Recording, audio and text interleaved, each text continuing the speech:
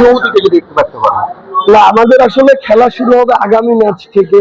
আমরা এটা মানে আসলে আর্জেন্টিনা একটা বিশ্ব চ্যাম্পিয়ন দল, বিশ্ব সেরা এখানে স্ট্রাইকার আছে, গোলকিপার আছে, এটা আমাদের জানা ছিল যে আমাদের খেলা শুরু হবে সেমি থেকে। তো এটা প্রেডিকশন আমি আগেই করেছিলাম 3-1 হওয়ার সম্ভাবনা আছে, তো সেটাই হয়েছে। তবে আমরা সেমি এবং ফাইনাল যেন আমাদের সেরাটা দিতে পারি আসলে, সেটা আমি চাইবো। কারণটা হচ্ছে আমাদের আজকে প্রথমার্ধের যে খেলাটা স্পেশালি হচ্ছে প্রায় 70 মিনিট পর্যন্ত খেলাটা কিন্তু মন মতো হয় নাই। আমরা চাচ্ছি এই আর্জেন্টিনা শেষ 20 মিনিটে যেরকম খেলে এই খেলাটা পুরো সময় জুড়ে খেলতে হবে। আপনার আপনার কি মনে হয় যে এই যে সেমিফাইনাল এবং ফাইনাল এই যে শিরোপা যে আবারও ধরে রাখা যে বিষয়টি, এটি পারবে কিনা, যেহেতু আরো বেশ কিছু শক্তিশালী দল রয়েছে?